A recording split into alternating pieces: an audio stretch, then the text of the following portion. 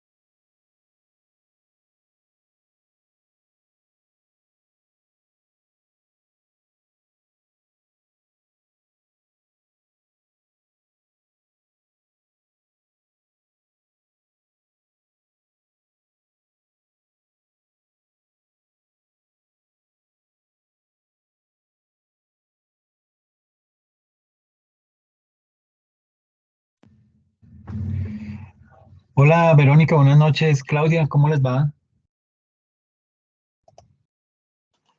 Hola, buenas noches, profe. Buenas noches. Eh, Voy a compartir la presentación. Permítame un momento.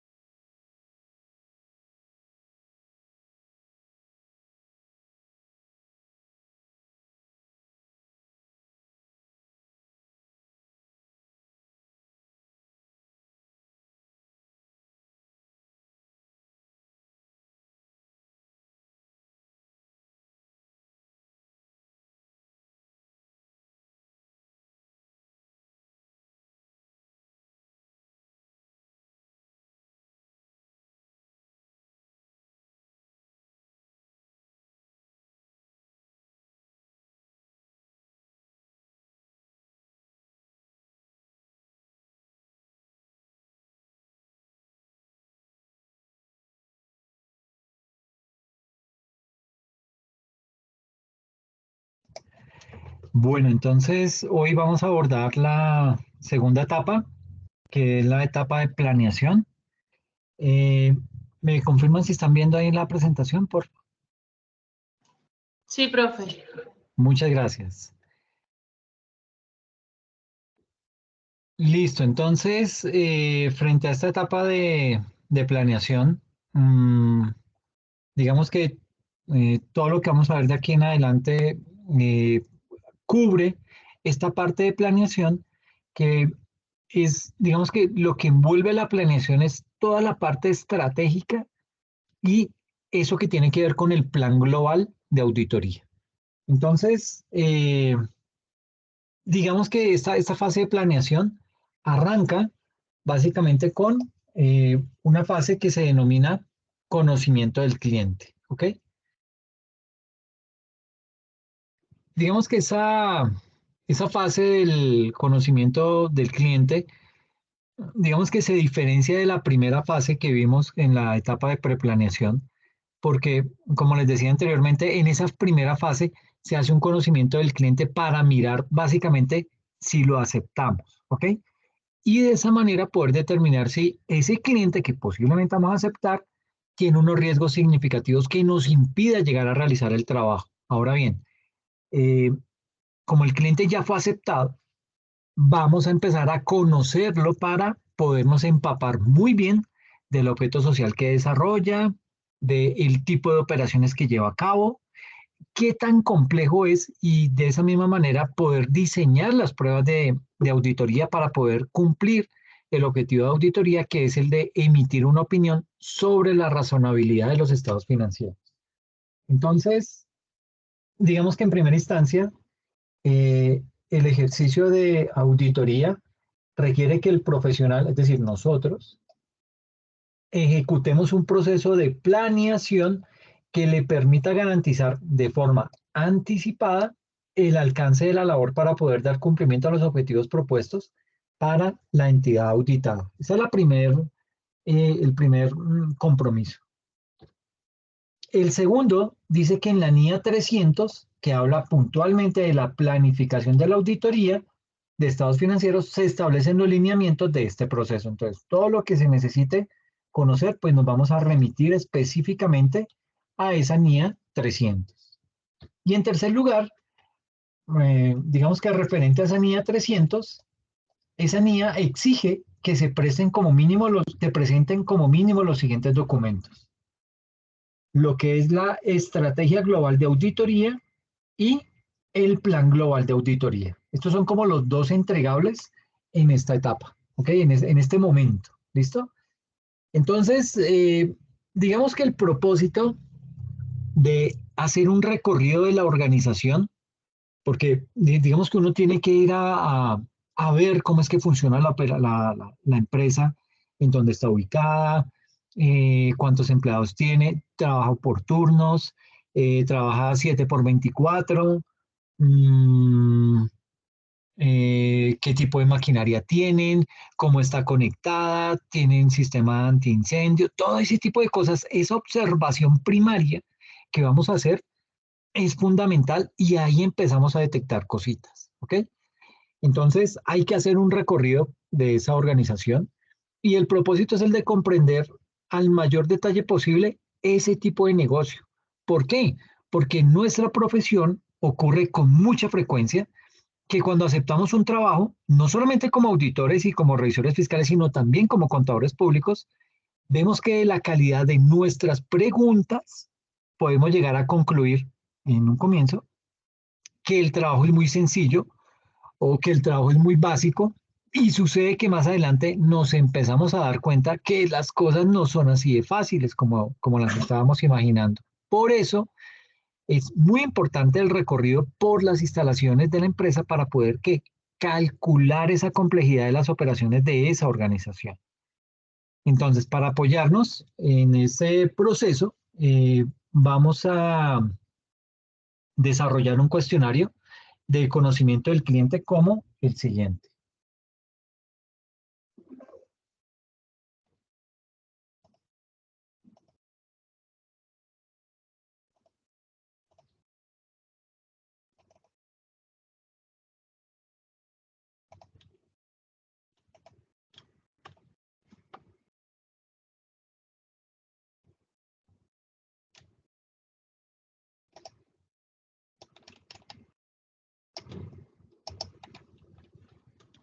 Entonces, la parte de control de calidad, que siempre la manejamos, y viene lo siguiente, arrancamos con este enunciado que dice, como resultado de la reunión realizada con la gerencia, responda a la totalidad de interrogantes que se relacionan a continuación.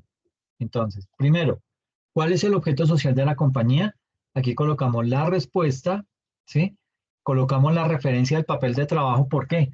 Porque por lo general esto está acompañado en un documento, ¿sí? Eso está por lo general en el certificado de la Cámara de Comercio.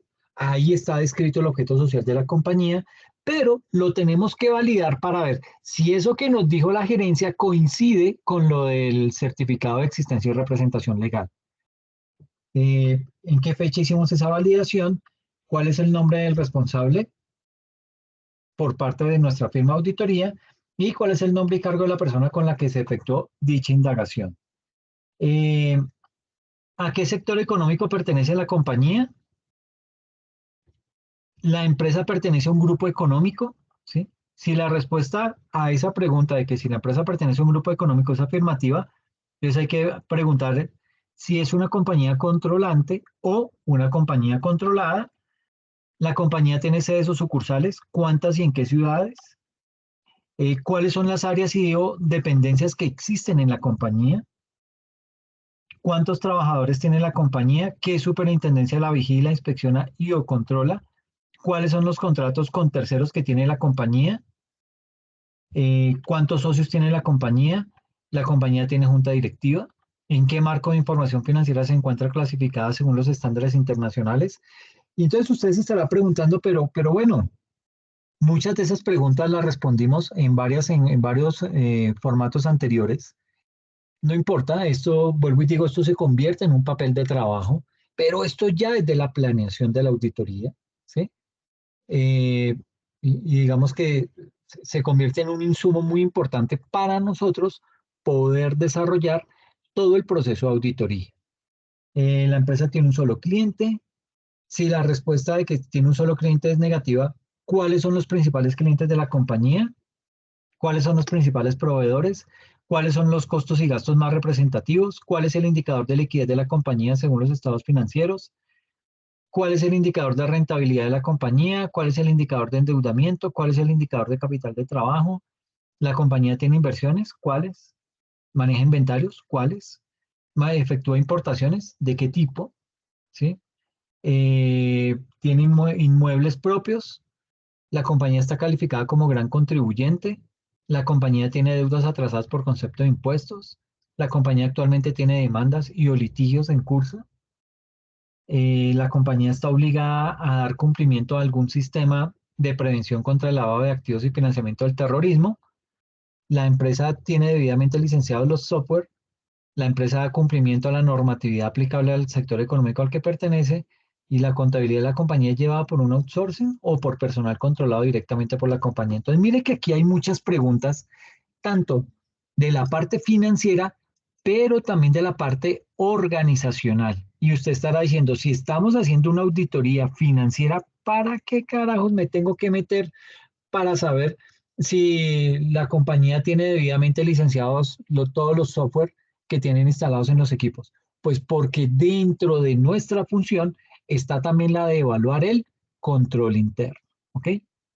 Y si de pronto encontramos que la empresa no tiene debidamente licenciados los software que tienen los equipos que manipulan los funcionarios en la compañía, pues digamos que eso ya se presenta un riesgo bajo el cual, pues digamos que la empresa está expuesta a alguna situación. Entonces hay que hacerlo saber y hay que tratar de minimizar ese tipo de situaciones. Eh, Volvamos a nuestro PowerPoint.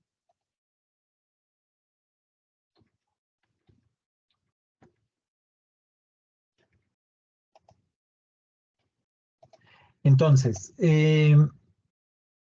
digamos que luego de esto viene lo que se llama, eh, bueno, el conocimiento de la empresa. Eh, Pues básicamente, digamos que aquí las NIA contienen objetivos, requerimientos y guías de aplicación con los cuales el auditor puede identificar y valorar los riesgos de incorrección material, debida a fraude o error, basándose en el conocimiento de la entidad y de su entorno. Y en segunda instancia, dentro de la planeación de la auditoría es recomendable hacer un recorrido por las instalaciones físicas con el fin de comprender mejor el negocio y conocer el personal clave. Entonces ya vimos el modelo del cuestionario. Y viene lo que se conoce como la carta de compromiso de la auditoría. ¿Ok? Digamos que dentro de esta etapa de planeación, esa etapa también contempla la elaboración de una carta de compromiso en la auditoría en donde vamos a dejar documentada la naturaleza y sobre todo el alcance de la auditoría. Entonces, antes de iniciar la prestación del servicio de auditoría, se debe formalizar el contrato de la prestación de servicio mediante una carta denominada carta de compromiso, en la cual la empresa auditoría especifica, entre otros aspectos, la naturaleza y el alcance del trabajo, la responsabilidad del auditor y la fecha en que se entregará el informe de la auditoría. Ahora, sucede que esa carta de compromiso de auditoría, eh, ¿qué es esa carta de compromiso de la auditoría? Pues es un documento en el cual la empresa auditoría se responsabiliza de cumplir con lo presentado en la propuesta técnica y una vez es aceptada esa, esa propuesta, no se puede cambiar el compromiso que está ahí establecido. ¿Ok? ¿Cuál es el objetivo de esa carta de compromiso de la auditoría? Evitar malos entendidos entre la empresa de auditoría y el cliente, dejando en claro la responsabilidad de las partes involucradas, la legislación aplicada, el reglamento, las directivas e instructivos a utilizar en el momento de efectuar esa auditoría. Entonces, digamos que ahí la NIA 210 habla acerca del acuerdo de los términos de ese encargo de auditoría y específicamente y especifica lo que es la carta de compromiso de auditoría. ¿Listo? Entonces,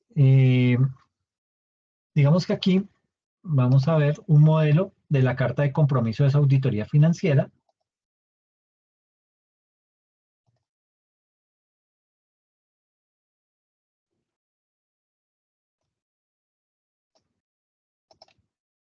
Entonces, básicamente, ese modelo dice lo siguiente: carta de compromiso de auditoría, norma internacional de auditoría 210, NIA 210, acuerdo de los términos del encargo de auditoría. La fecha, a quién se le va a practicar la auditoría, quién es el encargado, y se indica, bueno, aquí va la identificación de la empresa, por eso va resaltado, con la identificación del destinatario, ¿sí?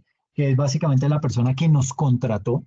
Puede ser el gerente general, puede ser la junta de socios, el que nos haya contratado. A esa persona o a ese grupo de personas le enviaremos esta propuesta. Apreciados señores, con la presente confirmamos nuestro acuerdo sobre lo convenido para llevar a cabo el examen de los estados financieros de la Compañía Universitaria Virtual Internacional SAS, correspondiente al año terminado en diciembre 31 de 2021, con el fin de expresar nuestra opinión profesional sobre si se presentan de acuerdo con las normas contables vigentes. Identificación del tipo de examen a realizar, es lo que estamos haciendo acá. Nuestra opinión se basará en el examen que realizaremos de sus libros y registros que sirvan de respaldo a los estados financieros, inspección de ciertos activos, revisión del sistema contable, correspondencia con diversas personas y compañías con las que mantienen negocios y las declaraciones de sus empleados y funcionarios. Es decir, aquí se enmarcan los objetivos generales y específicos y la delimitación del alcance de la auditoría. Todo en este solo párrafo. ¿Ok? Le estamos diciendo qué es lo que vamos a hacer. Vamos a hacer un examen que realizaremos de sus libros y registros, ¿sí? Que sirvan de respaldo a los estados financieros. No revisaremos por completo y en detalle sus actividades, sino que haremos pruebas selectivas y el alcance de dichas pruebas dependerá en gran parte de la evaluación que hagamos de su sistema de control interno. Nuestro examen se llevará a cabo de acuerdo con las NIA. Y ahí básicamente lo que estamos haciendo es delimitando el alcance de la auditoría. ¿Por qué? Porque es que si no dejamos esto claro, nos van a decir, ay, pero mire usted, porque solamente revisó 20 facturas y usted lo hizo con un criterio de pronto estadístico, usted lo hizo con un criterio, pudo ser muy personal también, pero pues al fin y al cabo es su criterio, el criterio que usted consideró. Si se van a pasar de esas 20 eh, muestras a las cuales le vamos a hacer el seguimiento, pues digamos que ahí ya tenemos que ser enfáticos con la gerencia y decirle, mire, me da pena con usted, pero nosotros habíamos acordado que haríamos un muestreo de esos documentos que íbamos a revisar, que no los íbamos a revisar en su totalidad. Con base en eso vamos a determinar si se cumple, es decir, si la contabilidad está basada en un sistema contable confiable para poder emitir los estados financieros. La responsabilidad primaria por mantener los registros adecuados y un sistema efectivo de control interno, así como por la preparación correcta de los estados financieros, recae sobre los funcionarios de la compañía. ¿Qué estamos diciendo ahí? Que la responsabilidad de la gerencia por la elaboración de los estados financieros, es decir, la aclaración de que la preparación, presentación y revelación de los estados financieros está a cargo de los administradores. Nosotros, ¿qué vamos a hacer? Vamos a revisar que eso que hicieron ellos quedó bien. Si no quedó bien, poder sacar unas recomendaciones sobre cómo lo deberían hacer a futuro. El propósito de nuestro trabajo es profundizar las operaciones y los resultados de las cifras para emitir una opinión sobre la presentación de los estados financieros y no la de detectar desfalcos, fraudes o irregularidades. Por supuesto, estaremos atentos a cualquier indicio de estas irregularidades e inmediatamente la haremos conocer para los correctivos correspondientes. Entonces, básicamente ahí con ese párrafo estamos diciendo que la responsabilidad del auditor lo que implica hacer la aclaración de las limitaciones que tiene la labor de auditoría, es decir, que la auditoría es una revisión selectiva, no de todas las facturas, no de todos los documentos, etcétera, que no busca la existencia de fraudes o irregularidades en la información, dado que el objetivo de la misma es el de dar opinión sobre esta, aunque sin dejar a un lado el hecho de que en el caso de que efectivamente existan las irregularidades y sea posible la detección de las mismas para el auditor, él mismo informará sobre ello. ¿Qué vamos a realizar dentro del proceso de auditoría? vamos a realizar trabajos previos en sus oficinas durante los meses de abril, agosto y octubre de 2021. Regresaremos para hacer la revisión final de las cifras a partir del 15 de febrero de 2022 y en cumplimiento de los procedimientos obligatorios de auditoría, enviaremos a nuestros delegados para que estén presentes y observen la toma de inventarios físicos al término de diciembre 31 de 2021. Auditaremos los siguientes estados financieros. Ahí lo que estamos diciendo es la especificación de los estados financieros que se van a auditar. Esto es importante mencionarlo con el máximo detalle, cuáles estados financieros son los que procederemos a auditar. Entonces vamos a auditar el estado de situación financiera, el estado de resultados integrales, el estado de flujos de efectivo, el estado de cambios en la situación financiera y las notas a los estados financieros a diciembre 31. Entonces, como acordamos en las reuniones previas a nuestra contratación, su personal deberá tener preparada la siguiente información. Entonces, ahí le hacemos un listado sobre qué es lo que nos deben alistar para nosotros arrancar con el trabajo. Ver comunicado anexo, relación de información, auditoría de estados financieros. A ver si yo lo tengo.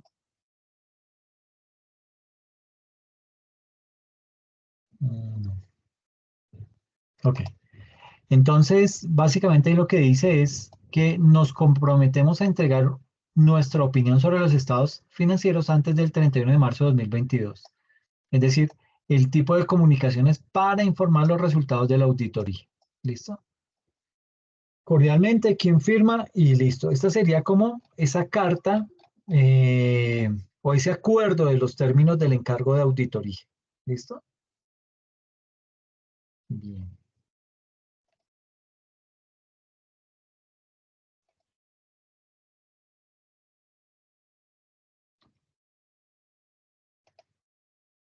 Entonces,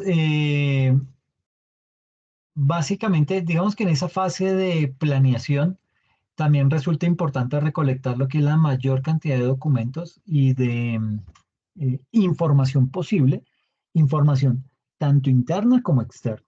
¿Ok? ¿Qué es la información interna? ¿Qué se considera que es formación interna? Todo lo que son los estatutos de la compañía, los manuales de procedimientos, las políticas contables, las actas, o sea, todo lo que tiene que ver con asambleas de accionistas, junta directiva, etcétera, los reportes de la gerencia de la junta directiva, contratos de toda índole, correspondencia con entidades de vigilancia y control, correspondencia con abogados, certificado de Cámara y Comercio, estados financieros históricos y la página web de la compañía. ¿Ok? Eso es información interna. ¿Listo? Pero así como hay una información interna, pues también se tiene una información externa. Y es básicamente tomar lo que son las revistas y los diarios, los portales de búsqueda en la web y las bases de datos. ¿Ok? Digamos que con toda esta información, tanto la información interna como la externa, ¿vamos a qué? Vamos a poder determinar a qué se dedica la compañía, cómo es que está conformada la compañía, cuáles son sus órganos de administración, cada cuánto se reúne la junta directiva, cada cuánto se reúne la asamblea de accionistas, etcétera. Esa información, perdón, resulta ser muy importante y muy relevante para nosotros como auditores para poder determinar el trabajo que vamos a realizar. Hay que leer, hay que analizar y cuestionar todas las políticas contables para poder determinar si esas políticas cumplen con las NIF. ¿Ok? Entonces, mire que no es un trabajo muy sencillo, es un trabajo que demanda tiempo y pues de ahí el hecho que tengamos que cobrar también fuerte. Aquí viene, esto es una especie de cronograma de trabajo de la auditoría financiera.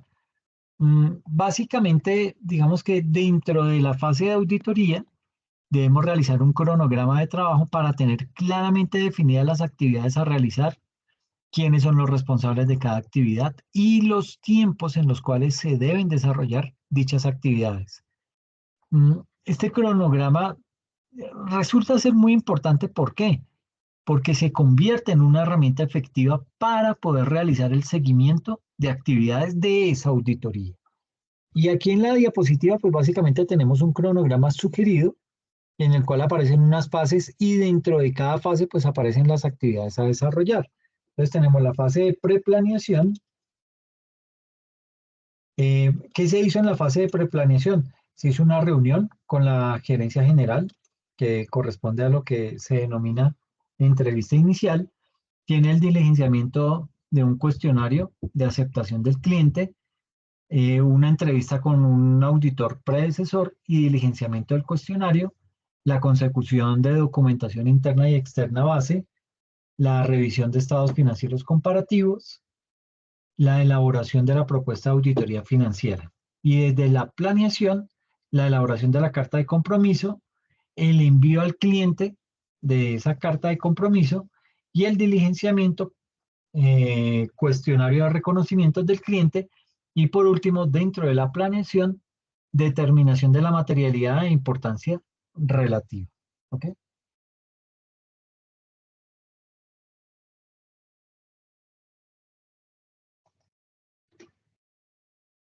Aquí hay la continuación del cronograma, evaluación de controles clave. ¿Qué se haría en esta fase o en esta etapa? Se hace el diligenciamiento de un cuestionario de controles clave. Ahí pues ya no me sirve hablar tanto con el gerente, sino que va a tener que hablar con la vigilancia, con el oficial de seguridad, etcétera, etcétera. Se hará un recorrido por las instalaciones, que eso nos permite tener un conocimiento de las dependencias y la presentación con los jefes de áreas para que nos conozcan y estén atentos a cualquier requerimiento que nosotros tengamos. Desde la fase de ejecución se hará lo que es la determinación de la materialidad e importancia relativa, la determinación de pruebas selectivas con corte a junio de ese año y la ejecución del programa de auditoría de estados financieros con corte a junio de 2021. Fase de comunicación de resultados. Ahí se hace énfasis en la elaboración de un informe de auditoría de corte junio de 2021, el envío al cliente del informe de auditoría con corte a junio de 2021, la reunión con el cliente de socialización del informe de auditoría a corte de junio de 2021, y como ejecución viene lo que es la ejecución del programa de auditoría de precierre, la comunicación de resultados, que es la elaboración del informe de la auditoría de precierre, el envío al cliente de la auditoría precierre, desde la fase de ejecución, determinación de las pruebas sustantivas con corte a diciembre de 2021, la ejecución del programa de auditoría de estados financieros con corte a diciembre de 2021, y desde la fase de comunicación de resultados tenemos la elaboración del informe de auditoría con corte a diciembre de 2021, el envío al cliente del informe de auditoría con corte a diciembre de 2021 y la reunión con el cliente de socialización o informe de auditoría con corte a diciembre de 2021.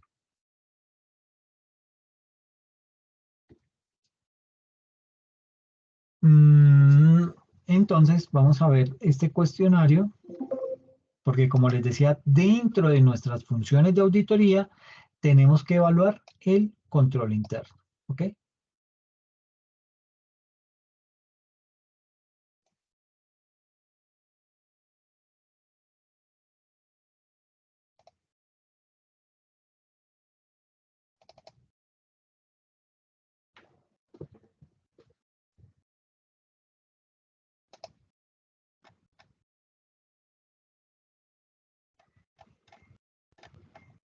Entonces, eh, la empresa y el tipo de cuestionario, que es un cuestionario de procesos y controles clave con enfoque a la auditoría financiera, toda la parte de auditoría, de gestión de la calidad, un enunciado que dice, si los resultados de los controles evaluados son favorables y o positivos, el alcance de las pruebas sustantivas es menor.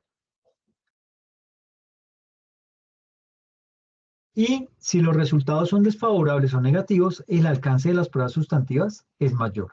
¿Listo? Entonces, cómo se va a evaluar el tema? Recuerde que aquí estamos mirando procesos y controles clave con el enfoque de la auditoría financiera, pero puntualmente a la cuenta de efectivo y equivalente al efectivo. ¿Ok? Entonces, ¿se preparan los estados financieros de forma mensual? No. El plazo para la preparación de los estados financieros es adecuado, con lo cual permite su evaluación de forma oportuna? Sí, no, ¿sí? Los estados financieros están preparados de conformidad con el marco de información financiera aplicable para la compañía. Mm,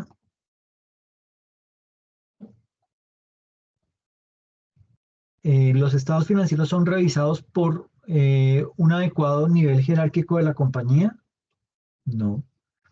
La empresa reporta de forma oportuna sus estados financieros mensuales con el fin de ser consolidados para la casa matriz. No. Pregunta, ¿la empresa tiene debidamente actualizado su organigrama? ¿Existen manuales de procedimiento debidamente actualizados? ¿Existen manuales de procedimientos debidamente aprobados por un adecuado nivel jerárquico? ¿Las políticas, normas y procedimientos se difunden oportunamente al personal? ¿La estructura de la organización permite considerar que las comunicaciones fluyen adecuadamente entre las áreas de la compañía? Y todo esto, pues obviamente lo vamos ponderando de una vez con un sí o un no. Si hay que indicar algún tipo de, eh, de norma, alguna ley, algún decreto, pues en esta columna que dice, indique por qué no aplica, la referencia al papel de trabajo, la fecha de validación y el nombre del auditor que efectuó la validación.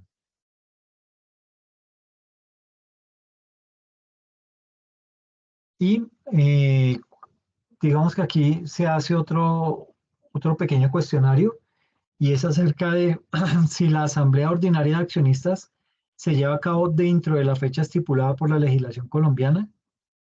Se lleva a cabo de forma esporádica reuniones de junta directiva. Se dejan asentadas en el libro correspondiente las actas de asamblea. Las actas de asamblea se encuentran debidamente firmadas por el presidente y secretario de la reunión como evidencia de la aprobación de su contenido. Los movimientos contables que afectan las cuentas de patrimonio están basados en las decisiones de los accionistas. Se me fue la paloma con esa palabra. Digamos que los contratos celebrados por la empresa están avalados por abogados y los contratos celebrados por la empresa están debidamente firmados por las partes que realizan el acuerdo. Eso desde el punto de vista de actas y contratos, desde aspectos jurídicos. Los informes de los abogados incluyen cifras concretas de todos los casos necesarios. El Departamento de Contabilidad se ha informado oportunamente sobre el estado de los asuntos en poder de los abogados, ¿sí?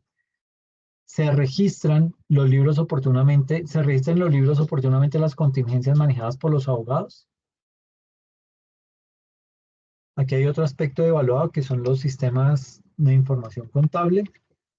Aquí la pregunta es, ¿tiene el Departamento de Contabilidad un catálogo de cuentas claramente definido? Porque puede ser que la contabilidad la lleve un outsourcing, ¿no? Segundo, ¿tiene el Departamento de Contabilidad un manual de procedimientos? Si la respuesta a esa pregunta es afirmativa, el manual de procedimientos está difundido al personal en contabilidad. Eh, las políticas contables están debidamente actualizadas. Las políticas contables son de pleno conocimiento por parte del personal de contabilidad. El sistema de contabilidad permite preparar los estados financieros de forma oportuna. Aquí posiblemente nos toque hablar con todo el área de contabilidad, ¿no? Porque hay preguntas muy puntuales para ellos. Y pues no está de más tratar de indagar qué tanto conocimiento y sobre todo de la parte estratégica tienen claro para poder desarrollar su trabajo. ¿Listo? Otro aspecto evaluado, los asuntos tributarios. Entonces, existe un cargo debidamente definido con la responsabilidad de elaborar las obligaciones tributarias. Existe un cargo debidamente definido con la responsabilidad de vigilar el cumplimiento de las obligaciones fiscales. Existe un cargo debidamente definido con la responsabilidad de hacer seguimiento a las regulaciones en materia tributaria. La empresa cumple con los vencimientos de sus obligaciones tributarias de conformidad con los calendarios de plazos. Existe un archivo completo y ordenado con las declaraciones de impuestos presentadas y sus compradores y sus comprobantes de pago. Existe un archivo completo y ordenado con los requerimientos por parte de los entes fiscalizadores y las respuestas a estos. Luego viene otro aspecto evaluado, que es el efectivo y el equivalente del efectivo. Vuelvo y digo, este tipo de análisis casi que hay que hacerlo con todas las cuentas de los estados financieros. Eso es bien importante porque ahí ellos, o sea, tiene que quedar evidencia en los papeles de trabajo que durante el proceso de auditoría se revisaron todas las cuentas con el propósito de poder dar un dictamen frente a cada una de ellas. ¿Ok? Frente a la cuenta de efectivo y equivalentes al efectivo, se tiene un manual de procedimientos de caja menor. Si la respuesta a la pregunta es positiva, la persona responsable de la caja menor tiene pleno conocimiento del manual de procedimientos de caja menor. Tercero, los pagos por caja menor están debidamente aprobados por el adecuado nivel jerárquico. Se efectúan arqueos sorpresivos de los fondos de caja menor por parte de una persona distinta a la responsable de su manejo. Existen plazos bien definidos para la legalización de los valores provisionales de caja menor. Representan los límites definitivos para efectuar pagos con los recursos de la caja menor. Existe un adecuado control contable sobre las fechas de vencimiento de las facturas. Al terminar sus gestiones diarias, los colaboradores de la compañía entregan al departamento de tesorería el dinero, los cheques y o títulos para su correspondiente custodia en caja. Y por último, al terminar las ventas del día de los al terminar las ventas del día, los administradores de los puntos de venta consignan el dinero de las ventas en la cuenta bancaria dispuesta para tal fin. Y asimismo hay para inventario de mercancías, para propiedades, planta y equipo, etcétera, para que los puedan leer y de esta manera pues tener claro ese panorama.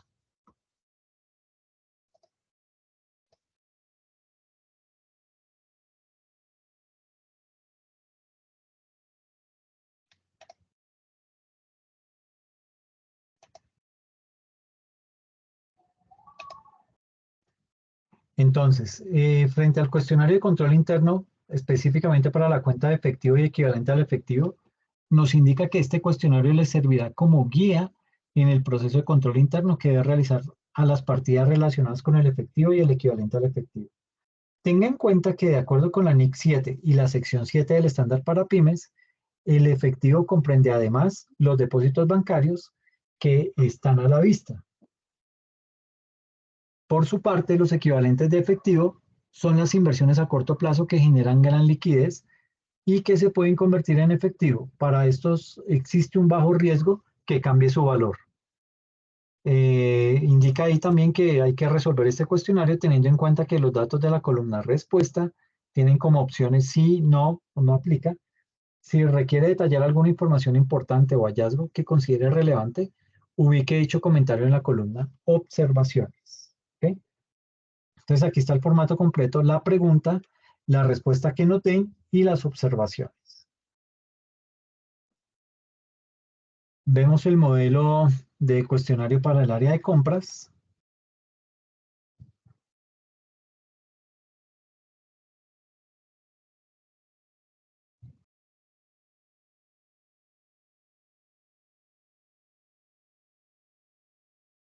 Ay, este no lo tengo.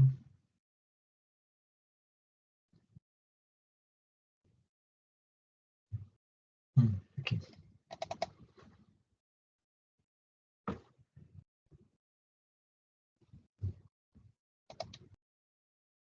Para el tema de compras, entonces el área de compras se encuentra separada de las otras áreas, se encuentran segregadas las funciones dentro del área, están establecidas las líneas de autoridad y responsabilidad dentro del área, existen manuales de funciones y procedimientos dentro del área, son conocidos dichos manuales y procedimientos por todo el personal del área, el área de compras tiene acceso al efectivo de la compañía, se realiza una retroalimentación constante de la misión y de la visión de la organización. El área de compras tiene relación directa con las demás áreas de la empresa. Esta centraliza la responsabilidad de las cotizaciones y decisiones de compras. Se efectúan controles o revisiones directas o revisiones internas de las operaciones realizadas dentro del área. Y aquí viene otra eh, sección, relación de funciones con otras áreas, órdenes de compra y personal de compras. ¿Listo?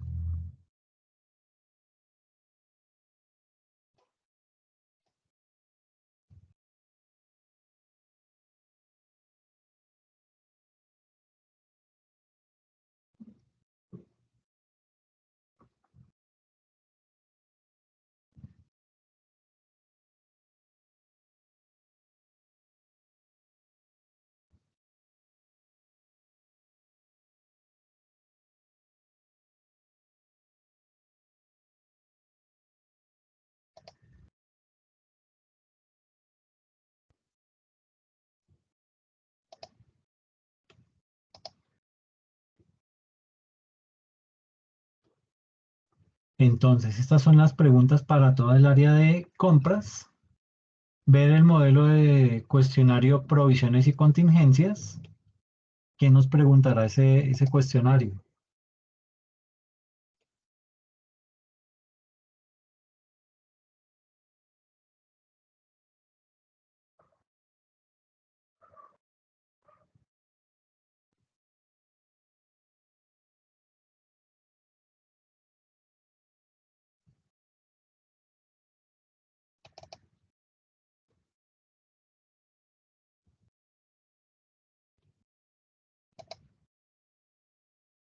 Este modelo nos pregunta, ¿se ha encargado un responsable de la medición, reconocimiento y revelación de las contingencias y pasivos por provisiones de la entidad? ¿El acceso al módulo de otros pasivos está limitado solo al personal que requiera acceder a estos? ¿Existen procedimientos adecuados para identificar contingencias u otros pasivos por provisiones? ¿Existen procedimientos adecuados para estimar de forma viable el valor de los pasivos por provisiones? En fin, hay una gran cantidad de preguntas que tienen que ver con esa cuenta puntual del estado de situación financiera. Y como les digo, pues digamos que debemos, y está implícito dentro de nuestra actuación, el dar una opinión frente a cada una de las cuentas, pues para decir si lo están haciendo bien, si lo están haciendo mal, por qué lo están haciendo mal, etcétera, etcétera, con el propósito de empezar a mirar pues cómo se va eh, madurando todo este proceso. ¿Listo?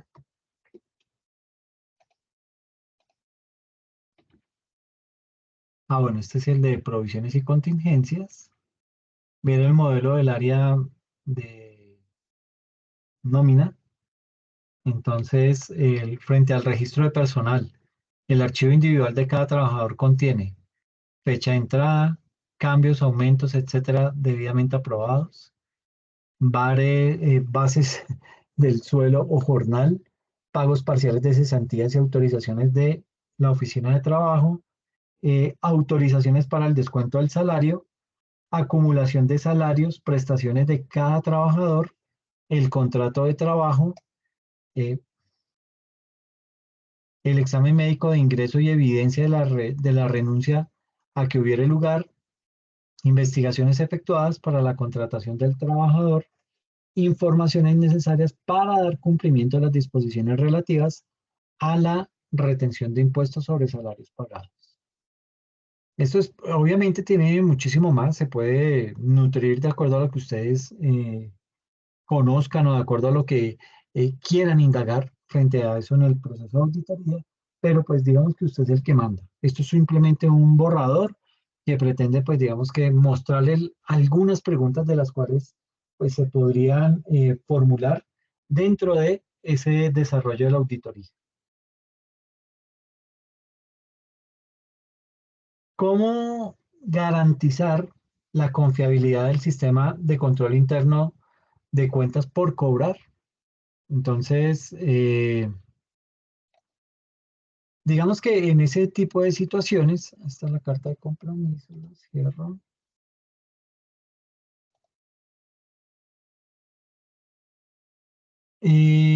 ¿Cómo garantizar la confiabilidad del sistema de control interno de cuentas por cobrar? Digamos que esas cuentas por cobrar representan una parte bien importante del patrimonio de muchas empresas. Eh, ese rubro, digamos que es esencial para garantizar que el sistema de control interno de estas sea confiable y efectivo, ¿sí? Y digamos que las cuentas por cobrar representan una fuente muy importante de liquidez para las empresas. ¿Por qué son tan importantes? Porque son ingresos pendientes de los clientes. Entonces, un sistema de control interno confiable es esencial para salvaguardar estos activos y garantizar que se registren, valoren y clasifiquen correctamente en los estados financieros. Pero ahí no muere todo. Además, un control interno sólido minimiza la posibilidad de errores, de fraudes y de pérdidas, lo que puede afectar negativamente la reputación y la solidez financiera de la empresa. ¿Ok?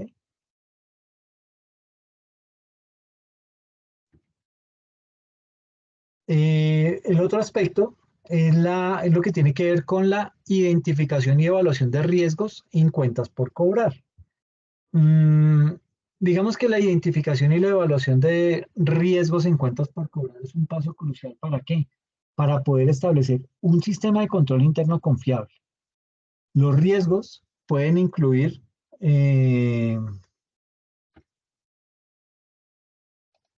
porque aquí,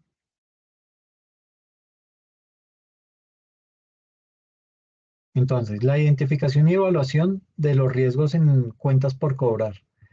Lo primero es errores en el reconocimiento de ingresos, pérdidas por incobrabilidad, fraude o manipulación de saldos y por último, falta de cumplimiento de políticas y regulaciones.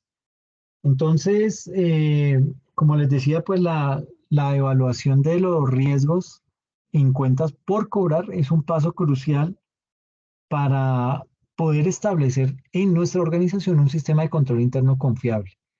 Y los riesgos que pueden incurrir son estos que tenemos ahí listados en la diapositiva. Entonces, para poder evaluar esos riesgos, los profesionales financieros de cada organización deben realizar un análisis exhaustivo de las características del negocio, la industria, los clientes y las condiciones económicas. Y además, eh, también hay que considerar factores internos como la calidad del personal involucrado en la gestión de cuentas por cobrar, todo lo que tiene que ver con la eficacia de los sistemas de información y de calidad de las políticas y de los procedimientos de control existentes y una evaluación de riesgos adecuada.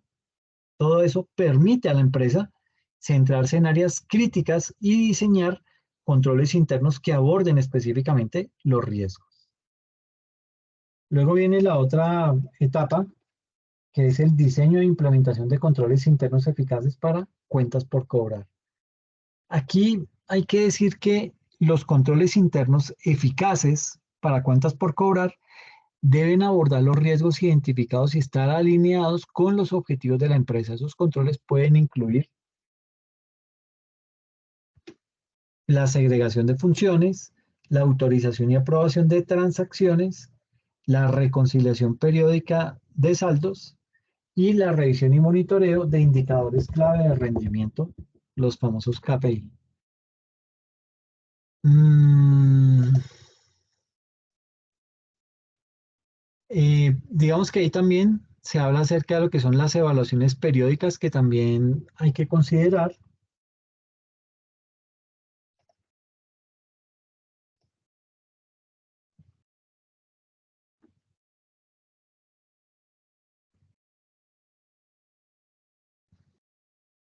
Entonces, básicamente, ay, mm, mm, mm. Entonces, básicamente aquí, como les decía, las evaluaciones periódicas también pueden considerar mm, temas como cambios en el entorno empresarial, cambios en la industria, cambios en las regulaciones, ¿sí? Todo esto genera inestabilidad. Entonces, las evaluaciones periódicas también deben considerar estos tres aspectos que acabamos de ver, y estos tres factores pueden afectar la relevancia y efectividad de los controles internos. Es decir, la retroalimentación de los empleados y otras partes que también pueden estar interesadas en este proceso puede llegar a proporcionar información valiosa para mejorar el sistema de control interno y poder garantizar de esa manera su confiabilidad. Y ahí entonces hay que entrar a mirar un temita que se llama lo que son las pruebas sustantivas en cuentas por cobrar. Esto es en todas las cuentas, pero digamos que lo que quiero que quede en la cabeza es ¿qué son esas pruebas sustantivas? Bueno, ¿para qué se realizan esas pruebas sustantivas? Pues se realizan pruebas sustantivas en cuentas por cobrar. Eso digamos que se hace porque es un componente clave para garantizar la confiabilidad del sistema de control interno aplicado. Y esas pruebas pueden incluir lo siguiente: la confirmación de saldos de cuentas por cobrar con los clientes, el análisis de antigüedad de saldos de cuentas por cobrar, la revisión de las transacciones específicas y por último, la evaluación de la razonabilidad de la provisión para cuentas incobrables. Digamos que aquí también proporcionan evidencia de auditoría suficiente y apropiada en relación con la existencia, todo lo que tiene que ver con la precisión, los derechos y evaluación de las cuentas por cobrar.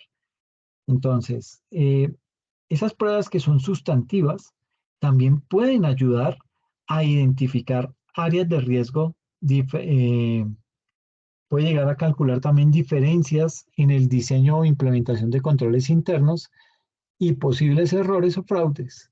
La información obtenida a través de las pruebas sustantivas es fundamental eh, para la formación de una opinión sobre la confiabilidad de la información financiera y la efectividad del sistema de control interno.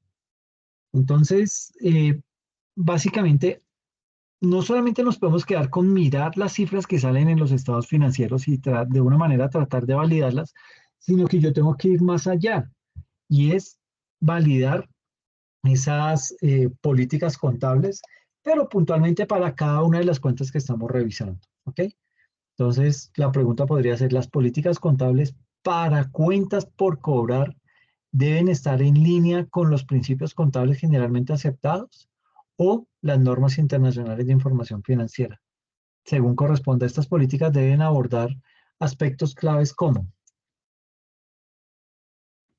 el reconocimiento de ingresos, la estimación de cuentas incobrables y el tratamiento de descuentos y devoluciones. Entonces, básicamente, digamos que la adopción y la aplicación consistente de políticas contables apropiadas es fundamental. ¿Para qué? Para garantizar la precisión y confiabilidad de la información financiera que está relacionada con eh, cuenta por cobrar.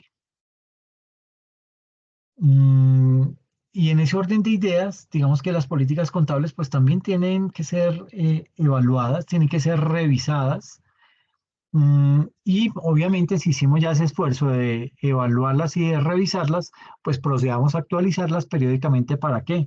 Para poder reflejar los cambios en las regulaciones, las prácticas del sector de las industrias específicas de la empresa, la documentación y comunicación adecuadas de las políticas contables, pues son esenciales para garantizar su comprensión y aplicación por parte del personal involucrado en esa gestión de las cuentas por cobrar. Y viene también algo bien importante y son los roles de los profesionales financieros en la garantía de la confiabilidad del sistema interno. En este punto hay que decir que los contadores públicos, los auditores, los gerentes, los directores financieros y los revisores fiscales, digamos que cada uno de ellos desempeña un papel clave en garantizar la confiabilidad del sistema de control interno de cuentas por cobrar. Esos profesionales deben de tener un conocimiento sólido de los principios y prácticas de control interno, así como de las regulaciones políticas contables aplicables, y también deben estar comprometidos con la ética profesional y la integridad.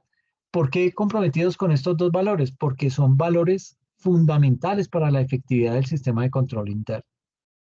Entonces, básicamente, aquí nos dice que los roles de los profesionales financieros en la garantía de la confiabilidad del sistema de control interno.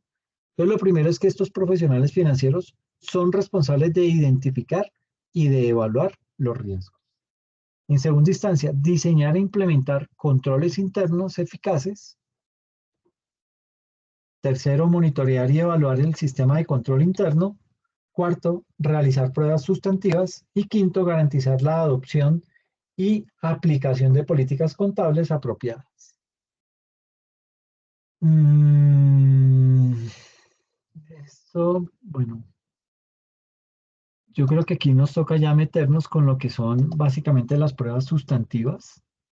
Eh, bueno, digamos que esta es la parte de la planeación, todo lo que tiene que ver con esa planeación. Digamos que al cumplir con todas estas responsabilidades que mencionamos acá, los profesionales financieros, o sea, nosotros, estamos contribuyendo significativamente a la confiabilidad del sistema de control interno, específicamente de esas cuentas por cobrar, porque es la que estamos evaluando, ¿sí? Y protegiendo los activos de la empresa, mejorando la transparencia en los mercados financieros y a la vez permitiendo a los inversores, permitiendo a los acreedores y otras partes interesadas tomar decisiones que están informadas, pero son decisiones que están basadas en información financiera que es precisa y que es confiable. Y en última instancia, digamos que un sistema de control interno confiable en cuentas por cobrar es fundamental para el éxito y la sostenibilidad a largo plazo de cualquier organización. ¿Ok? Eh, les voy a subir esta sesión, pero voy a subir otra con una parte también de, digamos que todo lo que se tiene que ver con todo lo que tiene que ver con la parte de la planeación fue lo que vimos ahora, ¿sí? Pero hay otra parte que es como mucho más teórica, que la voy a subir también como para que tengan más elementos para poder desarrollar bien la actividad. Y en la próxima sesión vamos a hablar acerca de lo que son estos componentes, ya lo que es la evaluación de los controles, una evaluación de los controles en donde pues hablaremos de esas pruebas que vamos a implementar ya en la tercera fase. Eh, Hablaremos acerca de la determinación de la materialidad o importancia relativa, acerca del diseño y ejecución de los procedimientos sustantivos, todo lo que tiene que ver con las pruebas sustantivas como tal, tanto en activos como en pasivos, el diseño de los programas de auditoría, los papeles de trabajo, que esto es importantísimo también. Esto pues es como de lo más largo que vamos a desarrollar, ese diseño de los papeles de trabajo y las marcas de auditoría en los papeles de trabajo. Cómo se custodian esos papeles de trabajo, cómo los organiza uno en un sistema de información, etcétera.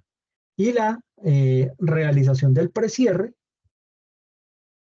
y la solicitud de información para llevar a cabo la auditoría financiera, la emisión del informe de la auditoría financiera, y eso sería todo lo de este caso de estudio, en donde pues vamos a entrar a revisar varios componentes.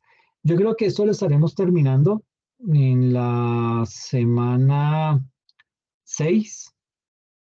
Hoy es la semana 4, ¿no? En la semana 6 ya estaremos terminando todo el caso y entramos a revisar otros componentes que también son importantes tener en cuenta dentro de un proceso de auditoría financiera. ¿Listo? Entonces yo creo que dejémoslo ahí. No sé si de pronto hay alguna inquietud frente al tema, que si de pronto tienen alguna duda. Profe, una consulta es, ¿estos cuestionarios Yo los, Lo voy a enviar. sí, yo los voy a publicar, esos cuestionarios, digamos que, perdón, voy a entrar a la plataforma. Esos cuestionarios están publicados.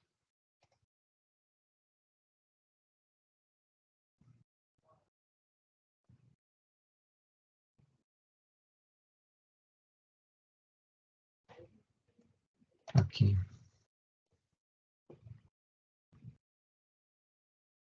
En la sección de grabaciones de sesiones sincrónicas. Entonces, digamos que aquí está el paralelo entre auditoría interna y externa y revisoría fiscal, y ahí hablamos acerca del cuestionario de aceptación de clientes en la fase de preplaneación. Yo no he subido todavía aquí el video, que ya lo tengo, el video de la sesión pasada, en donde también ahí van unos formularios. Entonces, debajo de cada video van los cuestionarios para que lo tengan todo dentro digamos que en un solo sitio, ¿ok? Entonces, aquí en esta sección, en donde están las sesiones, los videos, ahí los van a encontrar. ¿Listo? Listo, profe, gracias. No, a ustedes muchas gracias. Pues nada, entonces nos vemos dentro de 8 días, ¿ok? Listo, feliz noche. Bueno, gracias a ustedes, cuídense mucho. Gracias.